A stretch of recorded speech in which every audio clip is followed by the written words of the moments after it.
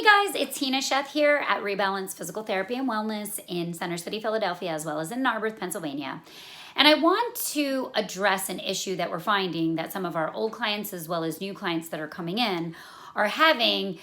And what they're saying is that, I ended up having COVID and now I've developed significant headaches as well as head and neck pain. And I think it all started, I already potentially had some issues or I didn't have issues. And once I had COVID, now I have all these issues. So I wanted to address what might be going on because there are a significant number of people. Research is actually, or I don't want to say research, but studies are actually showing that, musculoskeletal pain is a very common post-COVID issue that people are having. And so what's kind of going on? Now I'm going to address kind of what my feeling is what a big factor is going on, but there can be a lot of other factors that are much more on a cellular level that I'm not going to go into. So I'm going to keep it pretty general so that you guys understand what might be going on, and then I'm going to tell you what might be able to help. So basically, and this is going to be a long explanation, so I apologize if I can't keep all of your guys' attention. But for those of you, once I start explaining it, it'll be interesting. Basically, all of us are potentially have some sort of musculoskeletal imbalance. I rarely meet people, even physical therapists themselves, even myself, we all have muscle imbalances. So when you have muscle imbalances, most of the time your body can compensate and easily take you through the day and you don't necessarily have pain.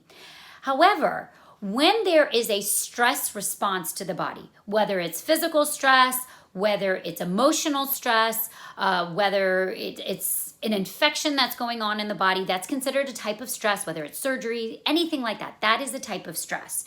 When there's stress in the body, stress will tend to make muscle symptoms exacerbate. And I'm going to tell you why.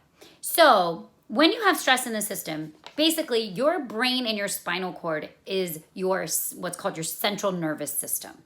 And within that central nervous system, there are two types of nervous systems. You have what's called your sympathetic nervous system, and you have your parasympathetic nervous system. Your sympathetic nervous system, those of you might have heard of this, is called your fight or flight. And what that means is when your sympathetic system is on, meaning when you are in danger of some sort, okay, or there is stress, all right, your sympathetic nervous system will kick in and it will allow you to either fight, flee, or hide, all right? So think about back in the caveman days, all right? When a lion was chasing you, you would basically run away or you would have to fight back or you would have to hide somewhere. So that is your sympathetic system kicking in, your heart rate goes up, the blood actually goes away from the central organs into your muscles so you can prepare to either flee, fight, or hide, all right? And when that happens, all the tension will tend to go to your musculature, all right? Now, your parasympathetic is your rest and digest part of the nervous system. So it allows you to relax, it allows you to digest your food, it allows you to go to sleep, and it keeps you calm. So those are the two kind of yin and yangs of the central nervous system, the two big ones. All right, so now if you already have predisposing issues of like muscle imbalances, and now you add a stress, which in this past year, COVID has been a big stressor for your body. Again, an infection, anything like that is considered a stress in the body. Guess what? It's going to rev up certain parts of your nervous system, which is mainly sympathetic, to increase your ability to fight an infection in the body. So what's going to happen? You're going to potentially develop some muscle tension. Your body is trying to fight an infection internally. And there's also going to be other things that increases this central nervous system's basically response, and it's going to make pain signals feel even worse. So again, when you are in pain, what's going to happen? You tend to tense your muscles even more. So these are just two simple things that might be happening in your central nervous system to basically increase muscle tension.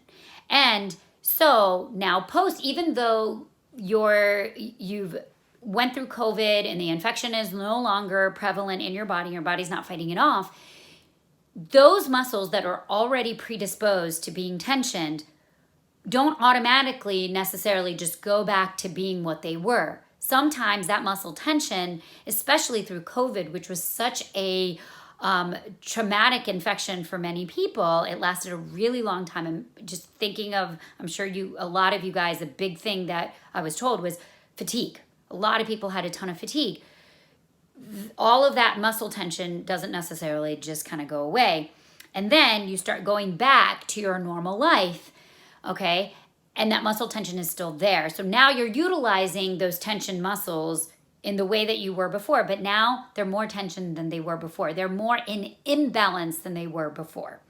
So we're seeing this kind of across the board, with, again, a lot of our patients that are describing head and neck pain as well as having headaches. Now, these are just two areas that we're finding that are very common, but it's not uncommon to also have things such as pelvic floor symptoms. Those of you who are subscribed to our channel know that we treat a lot of pelvic floor dysfunction. Pelvic floor can actually tension up too and cause a lot of hip, pelvic, low back pain as well as all the other musculature in your body. So anyway, to kind of, hopefully you get my point about how COVID has started to kind of affect the musculoskeletal system and why. So the good news is that a lot of this can be treated successfully in many cases because you can actually downregulate the sympathetic nervous system, okay? So there are things that we can do here at our clinic that allow the central nervous system to kind of calm down, okay, along with lifestyle changes that we talk about quite a bit with our clients. And the other thing is then treating the actual muscles that are tight and getting them to kind of relax down, and then any of the muscles that are also weak on top of that, we strengthen those too so that your body is better balanced. And we are seeing really good success with treating our patients that actually have these post-COVID symptoms. So if any of you guys are having these issues, there are a couple of ways to the couple of ways that we can help you. Obviously, if you live in and around this area, then you can come and see us at our clinic. Our website is www.rebalancept.com. That's REBALANCEPT.com. For those of you who still live in the state of Pennsylvania, but you can't physically come see us because you're too far away, we can actually do telemedicine visits where we can show you and evaluate you via video and show you what you can start doing at home to overcome these symptoms.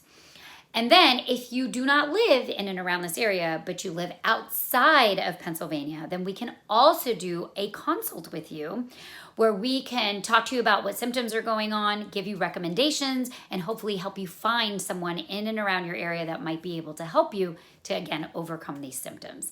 So also, if you guys aren't subscribed to our videos, then go ahead and click that subscribe button because we have lots of other helpful videos. I'm actually going to be making another video on COVID and actually COVID vaccine and actually shoulder pain, which is also something that we're seeing a lot of. So I hope this was helpful information to those of you who haven't been finding the answers to some of these musculoskeletal pains and COVID. And I hope to see you in some way, shape, or form. But if you just got a helpful explanation out of this video, it was worth making. So I hope you guys have a wonderful day. Take care and see you soon.